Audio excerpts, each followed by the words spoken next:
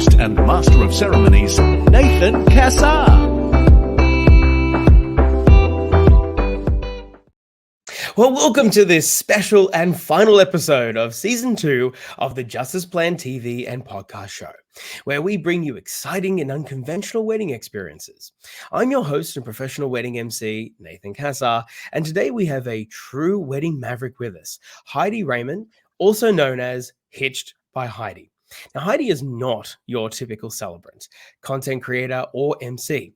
She is a party-starting celebrant, a memory-making content creator, and a chaos-controlling MC, all rolled into one. That is quite the talent.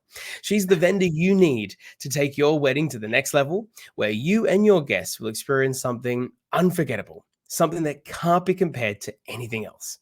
But Heidi's mission goes beyond just creating epic weddings. She's on a journey to make weddings meaningful in a whole new way. What makes Heidi truly unique is her love for chaos, the shock factor, and of course, the fun. She became known for bringing a Nerf gun to discourage guests from taking photos during the ceremony. It's a big problem. Many of her couples even play Shot Roulette to decide who says their vows first. There's almost nothing she won't do for an amazing photo op or guest reaction, apparently except a shoey. She says, I quote, she will never do a shoey. But here's the real game changer.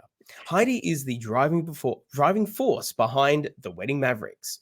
It's an eclectic group of inspiring wedding visionaries who are shaking up the status quo with daring innovation. And what's even more exciting is that they're auctioning off a Melbourne charity wedding in 2024, and they want you to be a part of it. This isn't just any wedding. It's a wedding with a purpose. The charity they've chosen is the Lost Dogs Home in Melbourne, a small local charity without big government backing.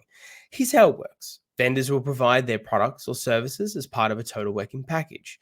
The package will be auctioned off on Valentine's Day next year in 2024, and interested couples will engage in bidding. The winning couple will pay their winning bid directly to the charity. The wedding itself is set for the 1st of August 2024, giving the couple ample time to fill any gaps not provided in the package. If you've ever dreamed of having a wedding that not only celebrates your love, but also gives back to the community, then you will not want to miss this episode. So do not change your dials. Do not change the channel. Heidi Rayment is here today to share the incredible story behind the Wedding Mavericks and how you can be part of this unique and meaningful wedding experience. Heidi, welcome to the show. Hi, thank you so much for having me. I'm so excited to be here. Yeah, absolutely. I'm just so thrilled to have you here as well. Of course, it's so nice to, I think there's a point in as a vendor, right? I'm sure this is obviously where you've come to now, where you are doing well enough, obviously, of course, due to the amazing support and trust and of many of our couples that we've had in the past, to the point where now, vendors and couples alike are able to support our businesses to a point where we can actually give back like this. So it must have felt really special that moment you woke up one day and said, I would love to do this, and I actually can afford both the time and the business resources to make that possible. How was that feeling when you woke up like that? Yeah, it was a little bit of an epiphany, I'm not going to lie. I do have to give a shout out to the two Monties in Newcastle who have been doing this up there for a few years. And I have met Monty a few times.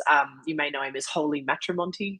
Oh, He's yes, very well known. I have met him. Shout out to him too. He's an incredibly unique gentleman who I had the pleasure of meeting last year around this time. And so Yeah. I can see exactly where this how your inspiration from him would have been incredible. Yeah, that's it. So it pretty much just was, as you say, business was going well, but also off the back of COVID and all of that absolute drama that we do not have to relive. Yeah, I just thought, I just want to do more. I just want to do something more meaningful. I want something big. I want something with a bang. And I was like, well, Monty's been doing this. I might give him a call and see what he thinks. And yeah, he was like, please do it. Take it to Melbourne. Let's do it. So that was where the idea was born. So I love this. It's all about, some people think that us vendors, we exist in a vacuum, we're just doing business for our own self, but that is just certainly not the case. Obviously we work together on the days that we work together, but more importantly, there is a community. We're an industry like any other industry would be, and we're just one that doesn't have the pleasure always being able to meet each other, because we're always like, okay, I'll see you when the next couple book us together. We'll Yeah. go from there.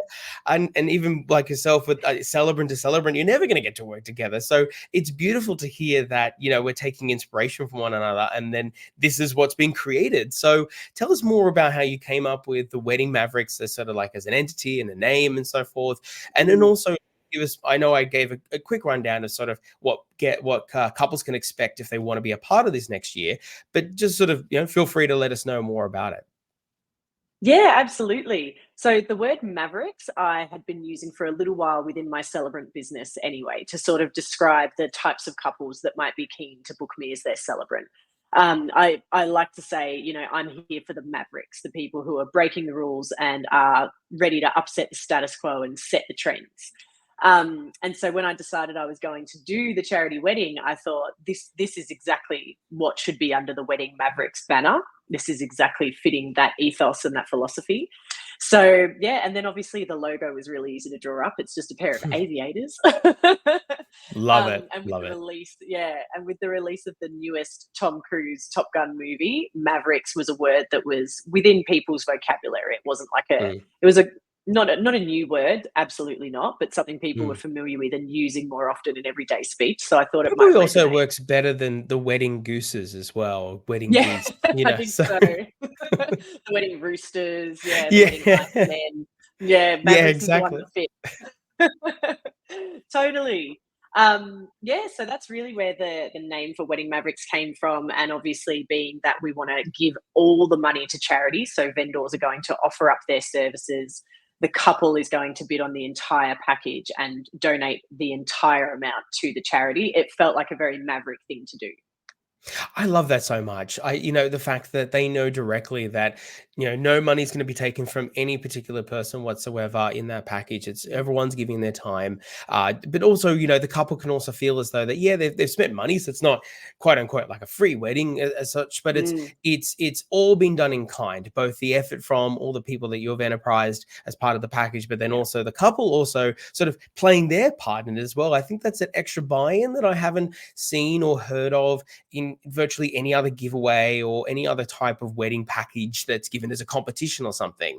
So I Yeah. just really, really love that. Tell us more about the Lost Dogs home in Melbourne and how you came to have a relationship with them, and also why you settled on them as the benefactors of this particular wedding.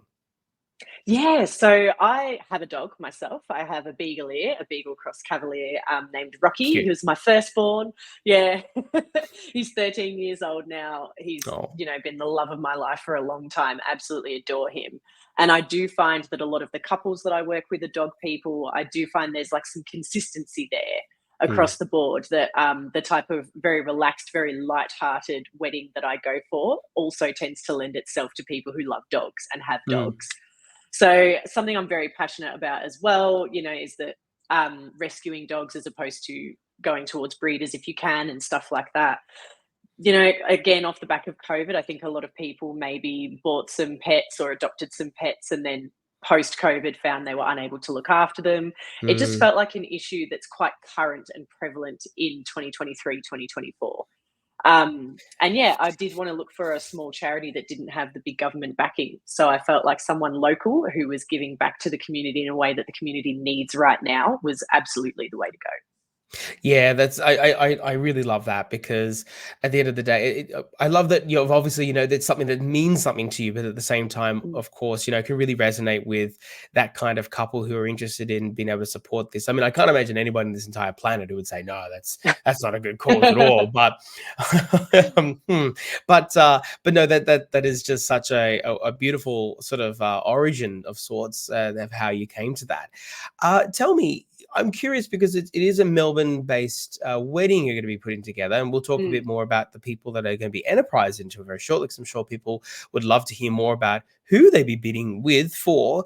But tell me, can anybody around Australia, if say for instance they feel inspired to want to donate to this and all that kind of stuff, could someone say for instance from say Sydney or Brisbane want to be able to participate and bid as well?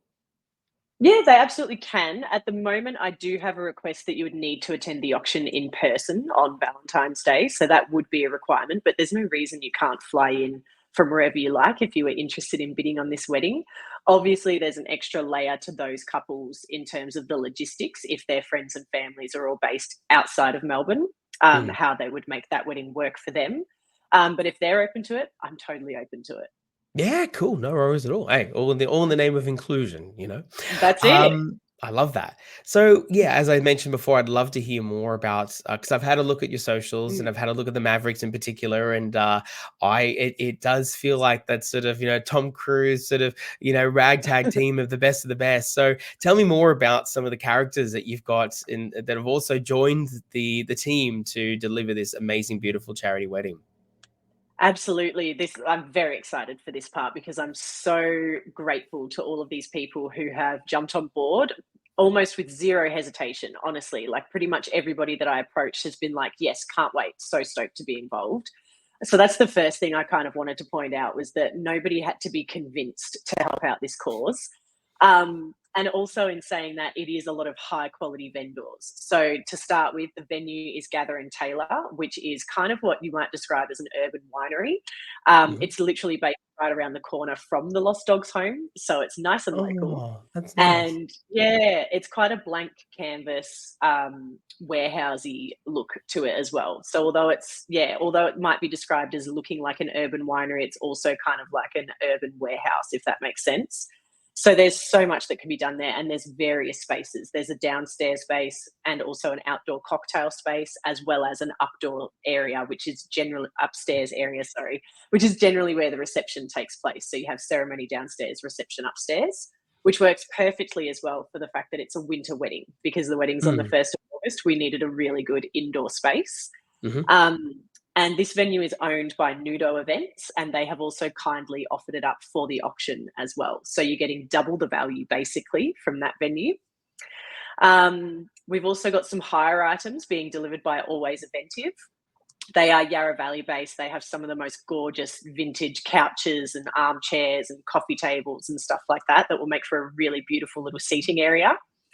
We've got an audio guest book by Off the Hook. They're all the Oh, they're rages. fantastic. They're all over the country. Yeah, they're Yeah, so good. they're just Yeah, taken over. I've really worked good. with them before here in Sydney as well. They're amazing.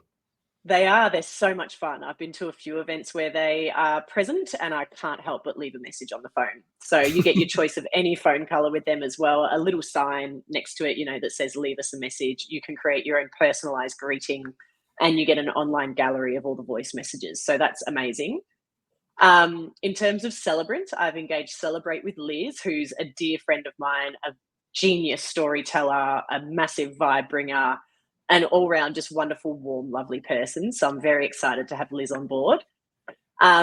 What else can I tell you about? Oh, photography and videography. Photographer is Dust and Salt Photography, a gentleman Mhm. named Lockie, who spends half of his time living out of his van and being a bit of a nomad, I love that. traveling around and takes the most gorgeous photos you've ever seen.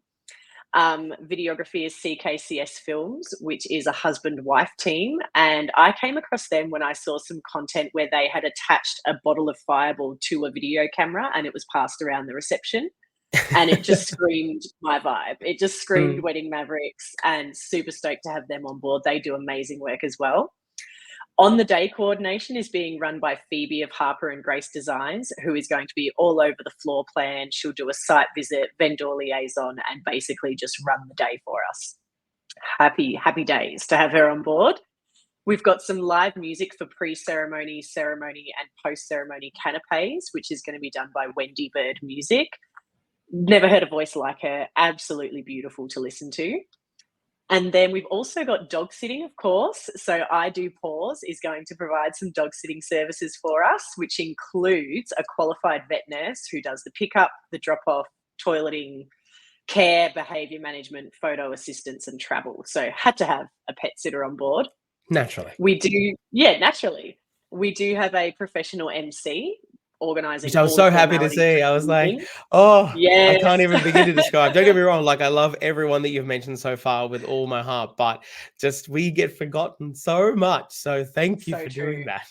Yeah, a master of ceremonies can be so undervalued, and we are so grateful to have Marius Mish on board. She is also a celebrant as well as an MC, and honestly, Mhm. you will not find a vibe like her. We're stoked to have her around.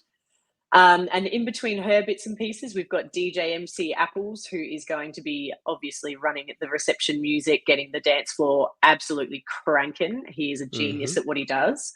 And joining him for 1 hour, we have Frankie Says Sax, who's going to do a 1 hour saxophone set as well. There's a photo booth by Boothalicious, who take the most high quality photo booth photos I've ever seen in my life. We've got some wedding favour cookies done by Yarra Valley Cake Company, and a 3-tier buttercream cake by Cake Creations by Kate.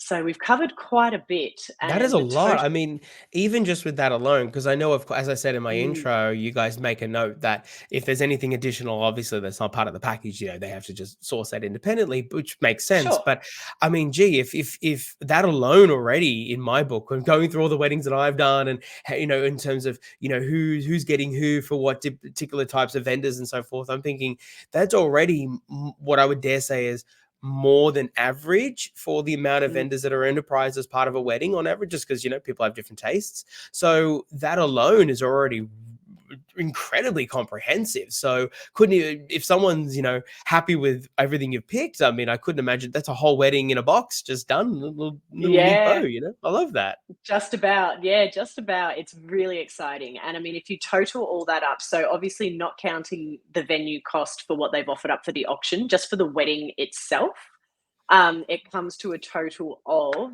$48,000.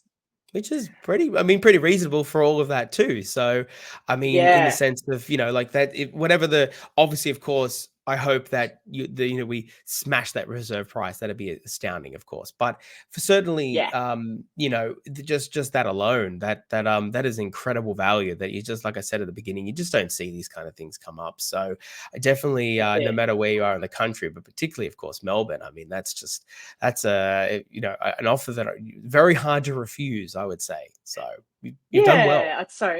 So, and I should correct myself. I said 48,000. I should have said 38,000. 38,000 is the cost. Sorry. Oh my goodness. We plan to make at least 48,000. Let's go with that. Yeah. That would be the hope. Absolutely. But I think, the average cost of a wedding in Melbourne these days is probably around 65,000. And mainly the items we haven't yet covered would include catering, bar, floristry, stationery, and outfits. But there's a few reasons that I also haven't necessarily chased those up. So I think for 38,000, that makes sense. People have different tastes of clothing. People have different tastes of what their station would be like. I can respect that you've went with something that's pretty broad stroke, and then those little, not little, but those trimmings are where you're not going to tell them, oh, we only do this kind of food. So I like that it's inclusive enough to allow people the option to be interested enough, obviously, to be involved in the auction and not feel like, we just don't like that kind of food, and that would be that one sticking point. So tell me, we didn't want it to be restricted. Oh, of course. No, absolutely. You've done a fantastic job with that. And I think that it just goes to show your enterprise and the careful detail you've went behind this. I am curious, as I'm sure many people listening are now as well, how exactly when you mentioned that people have to be in person to be at the auction. So describe Valentine's Day next year. How does it work? What's that event look like? What other things beyond the auction itself? Like, how does that all take place? So the auction itself is still in the early stages of planning. I will preface by saying that. But at the moment, what we've got in place is we've got the venue from 6 p.m. to 8 p.m. Within that time, we are hoping to have a representative of the Lost Dogs Home who will come and talk about all the things that they do and all the different places where your money could potentially go. And we would like as many of these vendors as possible to also attend, or at least provide promotional materials to give you more information about what it is they do, what's on offer for this particular event. So there'll probably be a few people speaking with that regard as well. I'm hoping to have someone from the venue and potentially the photographer, videographer. We'll see how we go. But yeah, as many as we can would also do a little speech about where your investment is going in terms of this is what they're offering, they're donating. So yeah, we'll obviously run through the actual wedding itself. This is what you're bidding on. These are the people who are engaged. These are the things they are donating. And then there hopefully will be a little bit of catering, which I have not yet locked in. So shout out to anyone who wants to cater the auction. No, We fair would call. Fair so call. be open to that. Yeah. So yeah, we'd have some catering and then obviously the bidding. And again, I'm also on the hunt for an auctioneer, somebody who's keen to run the auction. Oh, I can actually tell you Um, somebody. Actually, I've worked with a fantastic yes, one, so we'll connect after amazing. this. Love that. Love that. Because, yeah, I thought, it's not really in my skill set. I have a range of skill sets, never run an auction before. Would love to get a pro to do that. Obviously, as you said, there'll be a reserve price that we would love to meet to make sure that the event is viable for everybody involved. Mhm. Obviously, there's a few terms and conditions as well. The wedding must take place on the 1st of August 2024. We can't move the date. The vendors that are engaged cannot be cancelled or changed, Mhm. but you may be able to add on things to what they are donating. But that's a discussion you'd have with the vendor, and a cost potentially may be involved paid directly to the vendor. Mhm. Again, with the donated package, we're looking at catering to 100 guests at this stage. So if you want to add more guests on, that also may incur an expense. You can obviously hire additional vendors. Like I said, there's a number of categories we haven't filled. So you can obviously bring in all your own vendors, but that's up to you to organize it and then just obviously give us all the details that we need to make sure we know who's Mm. where and what's going on. And the package that you bid on and that the winning couple gets with their winning bid cannot be gifted or on sold. So they're pretty Mm. much the terms and conditions. Yeah. All pretty fair in my view. So, and everyone, look, as I Thanks. say, the dotted line will be there at the end of the day, and it'll be obviously, Yeah, when you're signing that, you're really making a difference for the Lock Stock home in Melbourne as well. So, for some, that's it. some very needy pooches who need some homes, so that and all the Yes. facilities that go along with caring for them. So, at the end of the day, definitely a night that will be life changing for a lot of different people and animals as well. So that's Totally. what a like an incredible 2 hours that will make for all of you involved. I do have to ask one question. Sure. Do the couples have to pay on the day? They have to bring like a briefcase of cash they have to hand over immediately? Is that like how it works, or? Oh, as much as I wish that was the case, no, that's absolutely not required. Although it would Good. be so fun to just walk around with that briefcase. No, our limit will be 6 weeks out from the event. So it's 6 weeks out from the event. The venue obviously requires everything to be finalised. They're providing security for the event as well, post event Mm. and post event clean. So we need to finalise numbers and details for them. The on the day coordinator needs to know exactly all the vendors involved and start putting together a floor plan and a run sheet. And we would also at that point need that money to be given to the Lost Dogs home. So yeah, Mm. 6 weeks out from the event is the cutoff for all of that. I love that. Fantastic. Well, certainly you've created a. If I was wanting to get married, I'll have to find someone first. So that's Yeah. you can't get married to yourself. Although apparently someone has done that in the world. I definitely don't plan on doing that myself. But I certainly sound. It sounds like an offer I personally couldn't refuse if I was in a position for it. So you should of course, all of you involved in this should be incredibly proud of yourselves, and of course, good luck to all the couples that are listening to this who are interested in it. Before I ask you, and we wrap this up and ask you about where couples can actually go find this, how they can get on the newsletter and all this kind of fun stuff to get on the radar of making sure they're notified exactly when all this is going to be taking place and how they can participate, I've got to ask you two questions. One, you Go on. mentioned about, so outside of the Wedding Mavericks charity wedding, I'm curious, you mentioned when you were engaging with me last couple of weeks that you said you once got a tattoo at a wedding. Can you I did, enlighten yes. people about how that happened? Yeah, so it's this one here which says amor, and the M is in the shape of a heart. Nice. So that's obviously Spanish for love. Mm-hmm. So the couple who had booked me as their celebrant, they had decided that that's what they wanted to be their wedding favors for their guests, was a tattooist just doling out tattoos throughout the entire wedding. Incredibly talented tattooist, and they came with a flash sheet of what was available. So you just had to select from the flash sheet. They were already pre-sized and pre-cut stencils. So it was just a sort of a 20 to 30-minute exercise of cleaning the area down, setting up the stencil, tattooing you, and then cleaning down for the next person again. It Wow. was great. And what did your family say? You're like, so I just like you leave the house and you come back home and you're like, yes, this is here permanently. Like, what did your family say? Yeah. Well, it's not my first tattoo. I think it's my fourth or Oh, okay, fifth. So it fine. wasn't Okay, super, yeah, it wasn't super new to my family, but right. everybody in my life, everybody who I meet, who I tell I got this tattoo at a wedding, they're just like, whoa, that's new. And most people think it's Mm. amazing. So Oh, yeah, I'm down for same more. here. I'm in that camp, so don't you worry about that. Yeah. Awesome, love that, and I think that really that sums you up to a T. So certainly everything I've seen on you on socials and everything else, and how you describe yourself, I absolutely love that. I've got one other question for you. I would love to know your number one hot tip, particularly as as we release this, we're in the middle of the busy season right now, and so for anyone wanting those last minute tips or so forth, or perhaps they're planning for next year around this time, what is your number one tip that perhaps doesn't get said a lot, but just, here's some hard facts needs to be said? Okay. I think the first thing that comes to mind is I would love to flip the way we book weddings. So most people think they need a date and they need to lock in their venue first. And I'm Mhm. here to tell you, you don't have to do it that way around. So don't get me wrong, you do need to know which venue you love. They are absolutely up there in the top 3 to 5 vendors that you need to lock in. But I think that we need to be more flexible with dates. So Mm. there's nothing wrong with having your top 5 dream team. This is the venue I want. This is the celebrant photographer, video, like whatever's important to you, your top 5. Mm. Figure out who that dream team is and get a handful of dates from the dream venue and see what the dream team is available for before you lock in that final date. Because I do find that people who lock in the date first sometimes miss out on their celebrant who's already booked, or their MC who's already booked, or their photographer's True. already booked. So I just think Yeah, that's no, the number that's one way to guarantee your dream team.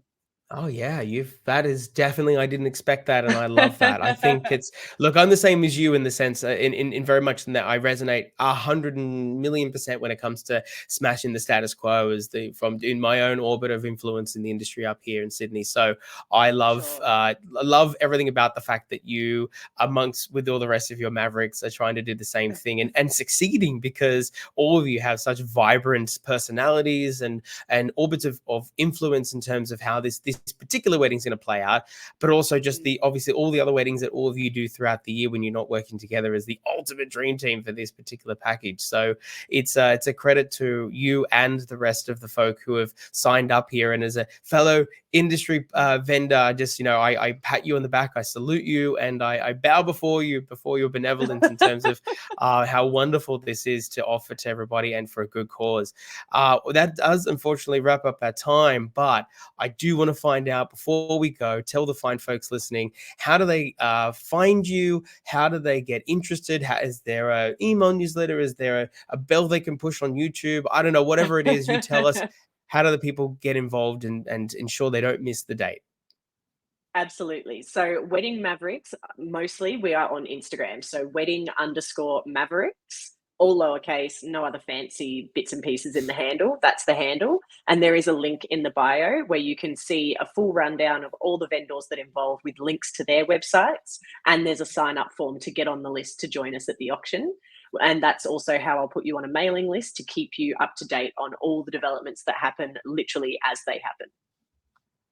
Perfect. Excellent. Couldn't be more simple, really. I think that's Yeah, the best way to that's put the it. goal. So, absolutely. Well, Heidi, thank you so much. This has been an absolutely refreshing and more important, and also just generally amazing final episode. So, thank you for joining us here for the last Thank you for having episode of me. season 2. Of course, absolutely. And I hope I get the chance to come down to Melbourne and come visit you folk at some point. I would love that. So many people I need to catch up with that I've been able to connect with over the course of my time in the industry. So I need to buy you all a drink to say thank you for doing this amazing thing and bringing some good vibes and good energy to this industry that we love so much. So thank you for your time today, and good Thanks, luck with this. Nathan. And I truly hope that you transform the lives of the lost dogs in the home of Melbourne.